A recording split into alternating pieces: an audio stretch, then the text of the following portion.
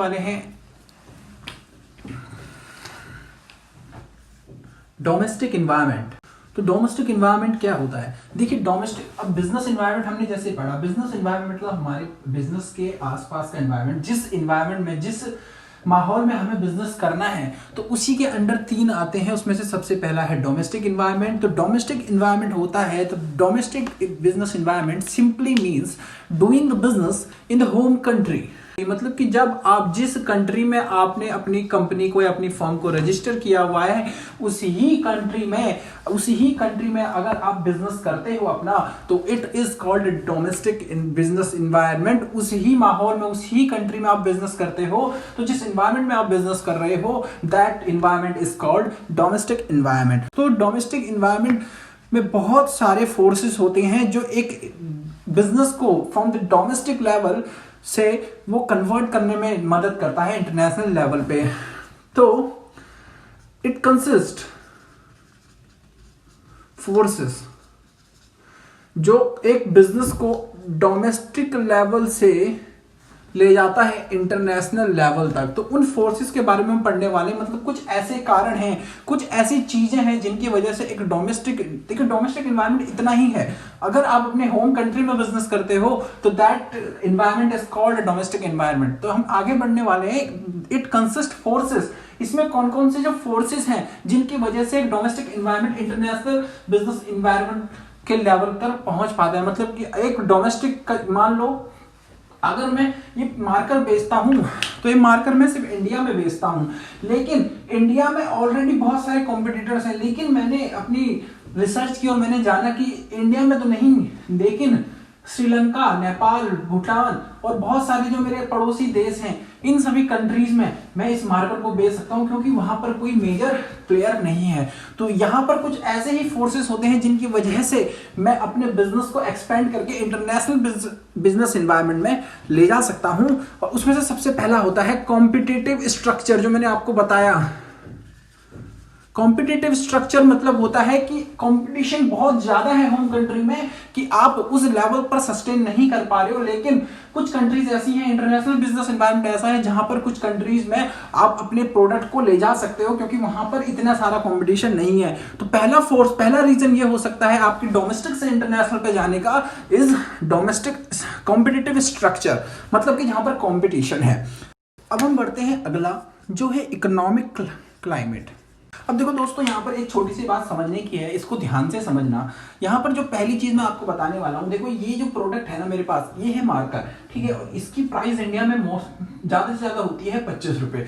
तो अगर कोई मार्कर मुझे 25 रुपए में बेच रहा है मार्केट में, और वहां पर मैं अपनी कंपनी लेके आता हूँ जहां पर मैं ये मार्कर 30 रुपए में बनाता हूँ, जहां पे मार्कर 30 रुपए में मार्केट में बेचता हूं, तो बताओ कंज्यूमर्स क्या मेरे से ये प्रोडक्ट खरीदेंगे या दूसरी कंपनी का जो 25 रुपए में प्रोडक्ट मिल रहा है उसे खरीदेंगे?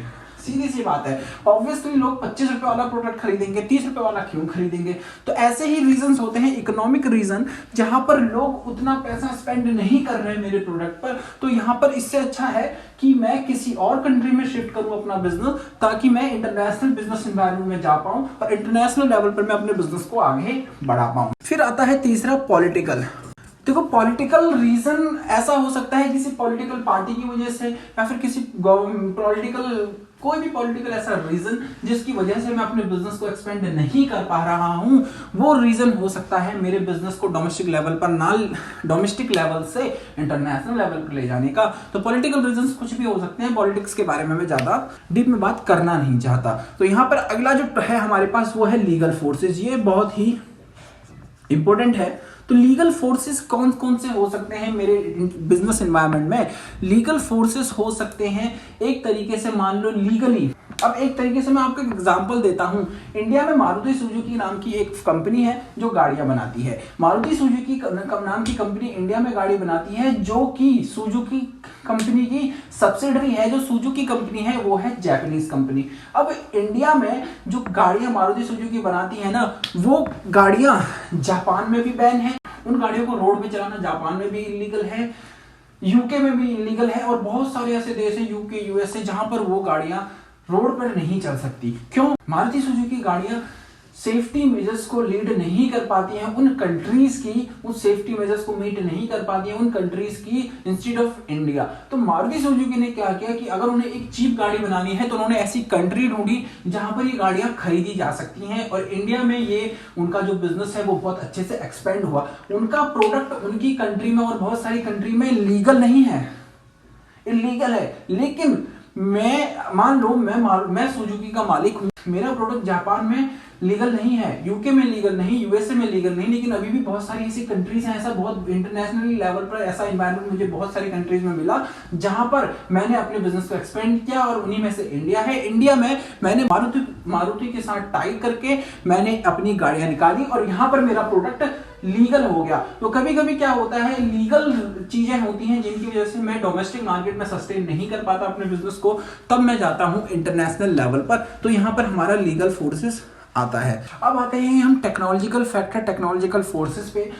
तो मैं आपको एक एग्जांपल के साथ समझाता हूं। मान लो ये एक मार्कर है जिसकी कॉस्ट मुझे इंडिया में पड़ती है 10 रुपए, और वहीं पर अगर मैं ये मार्कर किसी और कंट्री में बनाऊं, मान लो मैं चाइना में बनाता हूं, जापान में बनाता हूं, तो वहां पर मुझे इसकी कॉस्ट बहुत कम पड़ती है, 4 रुपए पर मार्कर। तो यहाँ पर एक बात बताओ, अगर मुझे डोमेस्टिक मार्केट में अपनी टेक्नोलॉजी हमारी इस लेवल की नहीं है डोमेस्टिक मार्केट में कि मैं अपने प्रोडक्ट को सस्ते रेट पे बना पाऊं ताकि मैं उसे मार्केट में सस्ते रेट पे बेच पाऊं, तो मैं क्यों उस कंट्री में, अपने होम कंट्री में उस प्रोडक्ट को बनाऊंगा। अगर मुझे इंटरनेशनल किसी और कंट्री में, मान लो चाइना में, अगर मुझे ये प्रोडक्ट 5 रुपए का पड़ता है, 4 रुपए का पड़ता है बनाने में, तो मैं ऑब्वियस सी बात है इंटरनेशनल लेवल पर जाऊंगा डोमेस्टिक लेवल से, और वहां पर अपना प्रोडक्ट मैन्युफैक्चर करूंगा और वहीं पर इंटरनेशनल लेवल पर अपने प्रोडक्ट को बेचूंगा। तो यहाँ पर मैं इंटरनेशनल बात नहीं कर रहा हूं, तो मुझे इंटरनेशनल मत बोलना कमेंट सेक्शन में, जस्ट आपको एक एग्जांपल के लिए समझा रहा हूं। अगर मेरी डोमेस्टिक मार्केट की टेक्नोलॉजी इस लेवल की नहीं है कि मैं इससे सस्ते रेट पे बना पाऊं, तो ऑब्वियस सी बात है मैं इंटरनेशनल लेवल पर जाऊंगा। अगर आपको ये वीडियो पसंद आई हो, अगर आपको कुछ समझ नहीं आया हो, तो अपने